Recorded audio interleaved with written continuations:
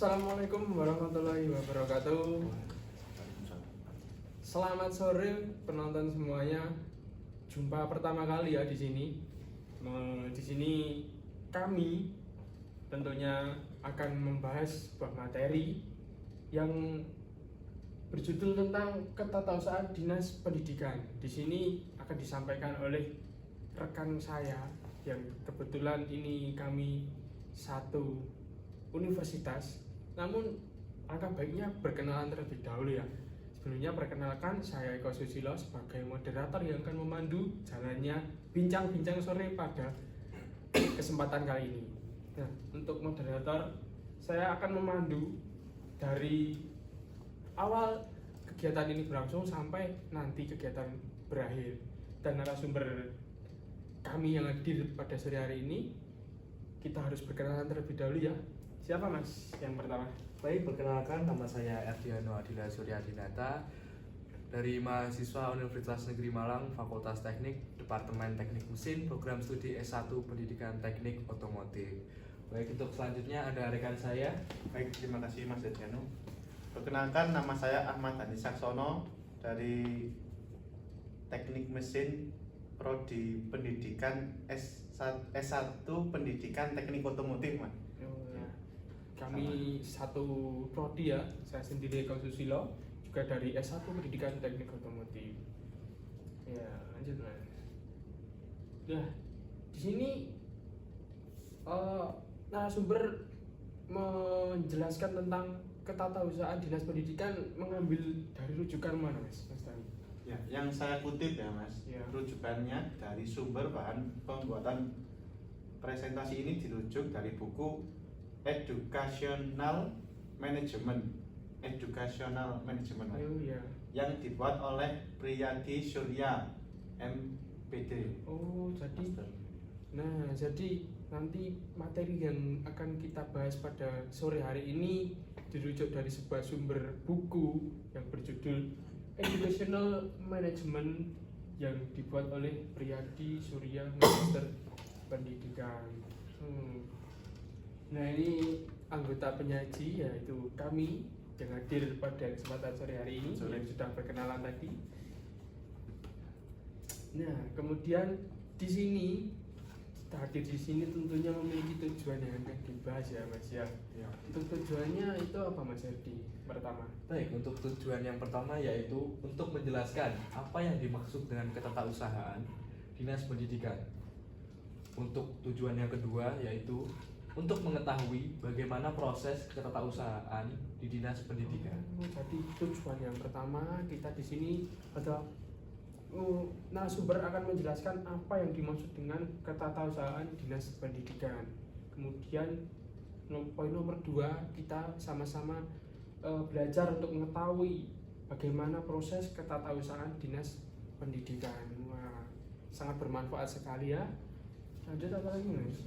Yang selanjutnya, nah selanjutnya di sini nanti narasumber akan membahas materi yang pokok-pokok bahasanya tertera di sini. Apa saja mas Dani yang akan kita bahas? Ya, yang pertama ada pengertian ketatausahaan, yang kedua ada fungsi ketatausahaan, Mas. Iya.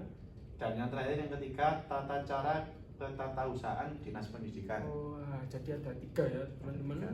Ada 3 pokok pembahasan yang akan kita bicarakan pada sore hari ini. Yang pertama pengertian terlebih dahulu, pengertian dari ketatausahaan dinas pendidikan. Dan yang kedua ada fungsi ketatausahaan dinas pendidikan. Dan yang terakhir adalah tata cara ketatausahaan dinas pendidikan. Wah, keren sekali ya. Nah, sebelumnya kita akan menginjak poin yang pertama mas ya, nah ini yang ingin saya tanyakan ini mas, karena sebelum membahas itu sebuah poin itu harus kita ketahui apa pengertiannya ya. Jadi di sini kita akan membahas mengenai ketatausahaan. Nah, maka kita harus mengetahui terlebih dahulu apa itu pengertian dari ketatausahaan tentunya dalam dinas pendidikan. Apa itu mas ketatausahaan dalam dinas pendidikan? Baik, saya mengambil kutipan dari Kementerian Pendidikan Indonesia atau Kemendiknas tahun 2010. Pengertian kantor dapat diuraikan seperti berikut.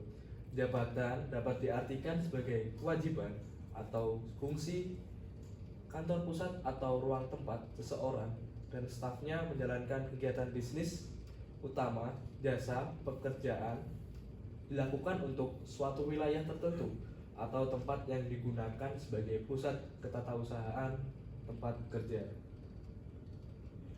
Kantor biasa diartikan sebagai tempat atau ruangan untuk melakukan kegiatan pengelolaan data atau informasi. Untuk manajemen data sendiri yaitu proses pengumpulan, pencatatan, pengolahan dan penyimpanan, pendistribusian atau penyajian data atau informasi. Wah, jadi di sini narasumber mengutip pengertiannya dari Kemendiknas tahun 2010 ya. Jadi ini sangat valid sekali, yaitu tentang pengertian dari kantor yang diartikan sebagai jabatan atau sebagai kewajiban, tugas atau fungsi kantor pusat atau ruang tempat kerja tempat seseorang dan stafnya menjalankan suatu kegiatan bisnis utama, jasa, pekerjaan yang dilakukan untuk suatu wilayah tertentu atau tempat yang digunakan sebagai pusat ketatausahaan tempat kerja. Dan kantor juga diartikan sebagai tempat atau ruangan untuk melakukan kegiatan pengelolaan data atau informasi. Dan kemudian dijelaskan lagi oleh Mas Erdi tadi tentang manajemen data adalah proses pengumpulan, pencatat, pengolahan, dan penyimpanan, pendistribusian atau penyajian data atau informasi. Wah, jadi pengertiannya dari Kemendiknas. Selain itu dari apa lagi Mas Dani? Bisa dijelaskan menurut para ahli mungkin? Menurut para ahli Mas ya, Ya. ini ada menurut Suharsimi, ya. Ari Kunto dan Lia Yuliana yang bukunya tahun 2009 Mas. Ketatausahaan perkantoran sering disebut dengan keseluruhan proses pengurusan surat menyurat yang dimulai dari mengumpulkan atau menerima, mencatat, mengelola, memperbanyak, mengirimkan, dan menyimpan semua informasi material yang dibutuhkan oleh organisasi Mas. Oh, jadi Itu menurut dari- Suharsimi ya. Ya, Jadi menurut Suharsimi yang di bukunya tahun 2009 yang dijelaskan oleh Mas Dani tadi, yaitu ketatausahaan perkantoran yang sering disebut dengan keseluruhan proses pengurusan surat menyurat yang dimulai dari pengumpulan atau penerimaan, pencatat, mengelola, memperbanyak, mengirimkan, dan menyimpan semua informasi material yang dibutuhkan oleh organisasi. Selain itu ada lagi nggak, Mas? ada masih Wah, banyak ada. ini Mas. Wah, Ada beberapa. dari siapa lagi Mas ini yang mengutip menjelaskan mengenai ketatausahaan? Ya, yang kedua dari Sutrisno dan Renaldi, bukunya tahun 2006 Mas. Ya. Dia mengutip beberapa definisi manajemen perkantoran. Arthur Greger mengatakan bahwa manajemen kantor adalah fungsi ketatausahaan, komunikasi, dan layanan rekaman suatu organisasi Mas. Wah. Kutipannya Sutrisno. Oh iya. Terus ada siapa lagi ya Mas Erdi? Mungkin bisa menjelaskan selanjutnya. Baik, ada dari William Levin and Edwin Robinson yang menjelaskan manajemen kantor sebagai suatu fungsi adalah cabang seni dan ilmu manajemen yang memperhatikan kinerja pekerjaan kantor yang efisien kapanpun dan dimanapun pekerjaan itu harus dilakukan. Seperti itu Mas Eko. Wah. Terus ada siapa lagi Mas yang mengutip di sini? Mas Dani mungkin? Ya, yang terakhir ada Halnus berkata, tampak bagi saya bahwa manajemen kantor dalam arti luas mungkin mencakup Ya. tidak hanya fungsi layanan yang diterima secara umum, tetapi juga munculnya kontrol fungsional, ketatausahaan, kebanyakan klerikal dan dokumen. Wah, jadi di sini ada 5 ya teman-teman. Narasumber mengutip 5 dari pertama dari Kemendiknas, kemudian dari Suharsimi tadi ya Mas Ya, ya, Suharsimi. Suharsimi. Kemudian yang ketiga dari Sutrisno dan Renaldi, dan yang keempat dari William Levingwell dan Edwin Robinson, dan yang terakhir dari Halnurs. Wah, dari 5 menyebutkan pengertian tentang ketatausahaan dan semuanya mengatakan sama ya, hampir sama. Wah, ini otomatis ya ruangan sini. Jadi apabila nyala sebentar mati gitu. Mohon maaf ya, nggak apa-apa. Jadi ketatausaan mencakup berbagai layanan dan manajemen kantor merupakan ketatausaan komunikasi dan layanan rekaman suatu organisasi. Seluruh ilmuwan yang mengutip ini hampir sama. Ada azan maghrib, kita alangkah baiknya kita dengarkan azan terlebih dahulu ya.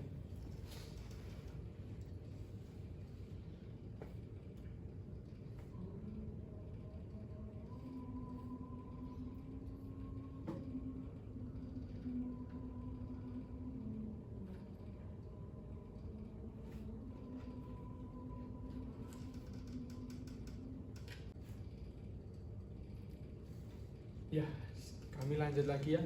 Azan sudah selesai.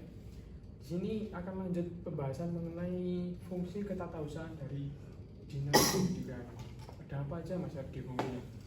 Baik, untuk fungsi yang pertama yaitu mengumpulkan, mencari, dan mengejar ketersediaan setiap informasi yang belum ada atau tersebar di mana-mana. Itu Mas.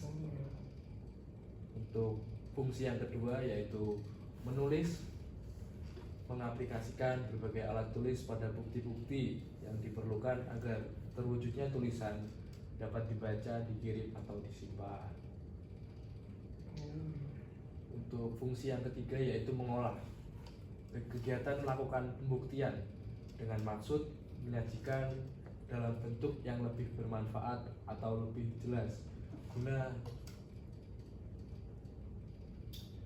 Untuk fungsi yang keempat yaitu mengalihkan, kegiatan memperbanyak data atau informasi dengan berbagai cara dan media sebanyak jumlah yang dibutuhkan. Wah, apakah fungsinya cuma ada 4 ini aja Mas? Nih.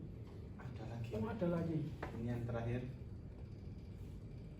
Yang kelima Mas ya. Iya. Mengirim atau menyajikan data atau informasi dengan berbagai cara dan media dari pihak pertama kepada pihak lain Mas. Terus ada lagi yang keenam, storing. Kegiatan ini menyimpan data atau informasi dengan berbagai cara dan media khususnya di tempat yang aman. Berarti media ditaruh tempat yang aman gitu Mas. Oh, jadi di Bisa sini digunakan. oh ya seperti itu ya. Jadi ada 6 Mas. Enam, ya. Oh ya, ada 6.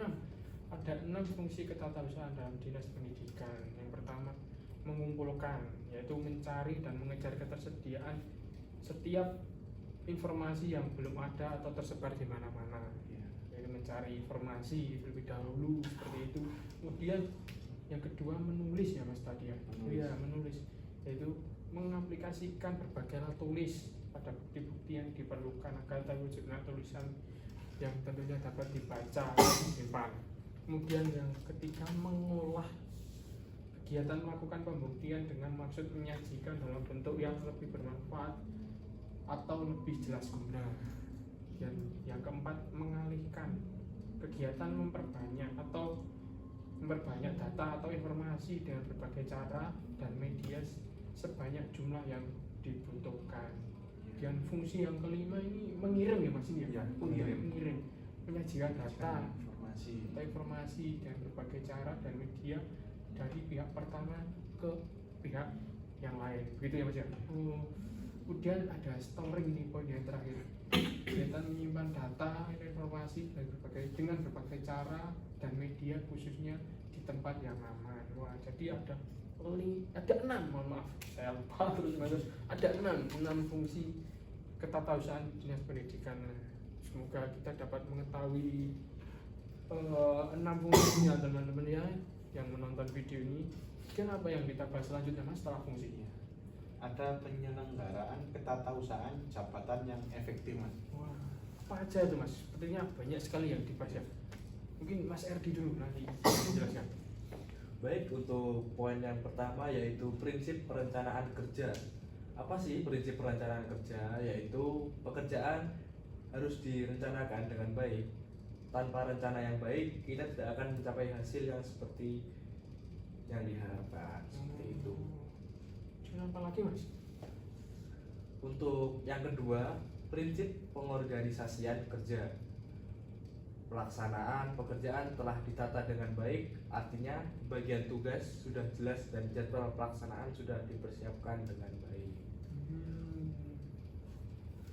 Untuk yang ketiga yaitu prinsip koordinasi kerja. Pelaksanaan pekerjaan akan terkoordinasi dengan baik. Semua kegiatan dikoordinasikan dengan penggunaan sumber daya secara efisien untuk memastikan pelaksanaannya dalam kondisi yang paling produktif. Untuk yang keempat yaitu prinsip pengendalian kerja.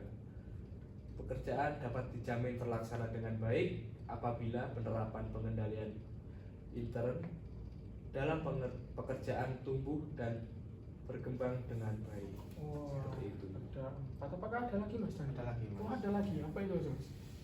Ini ada yang kelima, prinsip pemberdayaan pegawai. Oh.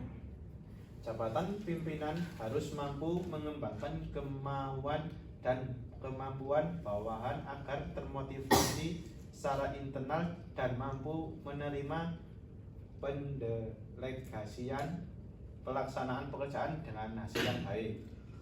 Ya, ada yang keenam selanjutnya, prinsip komunikasi. Semua prinsip yang telah digariskan tadi akan sangat terkendala jika tidak ada komunikasi yang baik. Pemimpin harus mampu membangun suasana kantor yang kondusif bagi kelangsungan komunikasi yang terbuka, jujur, dan produktif. Ada yang ketujuh, tata letak kantor utama. Tatanan fisik kantor harus menjamin pelaksanaan urutan kantor. Urusan kantor berlangsung secara produktif. Dan yang terakhir yang ke-8, prinsip peningkatan kualitas pelayanan. Standar kualitas dan kuantitas pekerjaan kantor harus digunakan dan terus dikembangkan sesuai dengan kebutuhan. Wah, jadi ada 8 penyelenggaraan ketatausahaan jabatan yang efektif yang sudah dijelaskan oleh narasumber kita, oleh rekan saya. Yang pertama prinsip perencanaan kerja, kedua prinsip pengorganisasian kerja, ketiga prinsip koordinasi kerja, keempat prinsip pengendalian kerja, dan yang kelima prinsip pemberdayaan pegawai, yang keenam prinsip komunikasi, ketujuh tata letak kantor utama, ke-8 prinsip peningkatan kualitas pelayanan. Wah, banyak sekali ya Mas penyelenggaraan ketatausahaan. Wah, semoga menjadi tambah pengetahuan ya bagi kita semua. Wah, kemudian apalagi Mas yang akan kita bahas poin yang selanjutnya? Selanjutnya ada tata cara ketatausahaan dinas pendidikan, Mas. Wah, tata.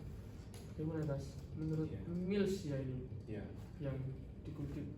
Ya, wah dijelaskan di sini. Menurut Mills et al. Tahun 1990 yang juga dijelaskan oleh Sutrisno dan Renaldi yang bukunya 2006. Oh. Ya. Yang tadi saya baca Iya sebelumnya. tadi ya, oke. Dia berkata tujuan suatu kantor adalah memberikan jasa pencatatan dan komunikasi. Pengertian yang luas tersebut dapat diperjelas sehingga kantor berfungsi sebagai pusat informasi yang melaksanakan pekerjaan. Wah, jadi di sini kutip dari Mills et al. Dari kakak yang dijelaskan oleh Sutrisno dan Renaldi tahun 2006 tadi, di awal tadi ya, tujuan suatu kantor adalah memberikan jasa pencatatan dan komunikasi. Pengertian yang luas tersebut dapat diperjelas sehingga kantor berfungsi sebagai pusat informasi yang melaksanakan pekerjaan. Wah, untuk selanjutnya apa lagi Mas ini fungsinya, Mas Erdiano? Baik, untuk yang pertama yaitu menerima informasi. Untuk contoh bentuk informasi yang dapat diterima dalam seperti surat, panggilan telepon, pesan, faktur, dan laporan untuk berbagai kegiatan organisasi. Selain menerima informasi yang berjalan seperti itu, kantor juga diberitahu. Wah, selanjutnya poin selanjutnya apa Mas? Untuk yang kedua yaitu merekam informasi. Tujuannya agar pencatatan informasi bisa segera diatur jika manajemen memintanya. Beberapa arsip diminta untuk disimpan berdasarkan undang-undang, tapi sebagai tambahan, arsip harus disimpan hanya untuk memenuhi kebutuhan manajemen dalam organisasi, perencanaan, dan pengendalian. Beberapa rekaman mungkin menunjukkan hasil negosiasi, transaksi, kegiatan korespondensi, pesanan, tagihan, laporan keuangan, manajemen stok footage, dan hasil analisis lainnya. Untuk yang ketiga yaitu pengorganisasian informasi. Informasi dikumpulkan oleh kantor, jarang dalam bentuk yang sama seperti waktu yang diberikan. Data dikumpulkan dari berbagai sumber, perhitungan harus dilakukan. Kantor bertanggung jawab untuk menyediakan informasi dalam bentuk yang terbaik. Melayani manajemen merupakan fungsi yang paling penting dan yang harus dijalankan oleh staf terlatih atau yang lebih profesional. Untuk contohnya yaitu manajemen informasi adalah penyusunan berbagai laporan seperti itu. Apakah masih ada lagi Mas Dani? Ada lagi Mas. Masih ada lagi ya? Wah, poin 4. Apa Ini ini? ada yang poin keempat, memberikan informasi. Jika permintaan manajemen kantor mendistribusikan informasi dari rekaman itu, ada informasi yang disebarluaskan secara teratur. Ada pula yang bersifat khusus dan informasi dapat diberikan secara lisan atau tertulis, misinstruksi, laporan kemajuan, anggaran, dan lain-lainnya. Dan yang terakhir ada melindungi aset. Tugas kantor tidak akan terwujud sepenuhnya jika hanya sebatas menerima, mencatat, mengatur, dan memberikan informasi saja. Masih ada tanggung jawab tambahan yaitu dengan hati-hati mengamati dan melindungi catatan penting, mengamankan uang tunai yang harus disimpan di brankas atau di bank. Wah, jadi di poin ketiga tentang tata cara ketatausahaan dinas pendidikan ada 5 teman-teman yang sudah dijelaskan tadi. Yang pertama menerima informasi, kemudian kedua merekam informasi tersebut, kemudian yang ketiga pengorganisasian informasi yang telah direkam tersebut, kemudian yang poin keempat tadi memberikan informasi, kemudian yang terakhir melindungi aset. Wah, ini tata cara ketatausahaan yang kita ketahui ya, semoga ini menambah lagi pengetahuan tentang ketatausahaan. Amin, amin. Ya. Kemudian yang menuju akhir dari ya Mas ini pembicaraan kita, yaitu sudah mencapai kesimpulan, dan ini nanti akan saya sampaikan tentang hasil yang kita bicarakan sore hari ini sampai menjelang malam. Iya Mas ya. Yaitu kesimpulan dari ketatausahaan perkantoran adalah rangkaian kegiatan merencanakan, mengatur, mengarahkan, mengawasi, dan mengendalikan kegiatan secara tertib untuk mencapai sasaran dalam urusan perkantoran. Dan fungsi ketatausahaan dalam dinas pendidikan adalah untuk mengumpulkan, mencatat, mengelola, memproduksi, mengirimkan, dan menyimpan informasi yang diperlukan, yang dibutuhkan dalam setiap kerjasama bisnis. Kemudian yang terakhir tentang tata cara ketatausahaan, yang dinas pendidikan meliputi menerima informasi, merekam informasi, pengkoordinasian informasi, memberikan informasi, dan melindungi aset. Wah, ini semuanya sudah di ujung acara ya. Iya, Mas? dengan cara Mas. Ya, terakhir apa ini Mas, ada apa udah habis? Sudah ada Mas. Sudah Ya. habis. Wah, Terima mungkin sekian ya kasih. bincang-bincang yang dapat kami sampaikan, semoga bermanfaat Ya, bagi amin. kita semua yang menonton video ini. Namun sebagai manusia juga tidak luput dari kesalahan tutur kata, ucapan maupun tindakan dan perbuatan. Saya sebagai moderator dalam kegiatan bincang-bincang pada sore sampai malam hari ini, mohon maaf yang sebesar-besarnya apabila terdapat salah kata ucapan. Semoga bermanfaat bagi kita semua. Sekian acara pada kali ini saya tutup. Wassalamualaikum warahmatullahi wabarakatuh.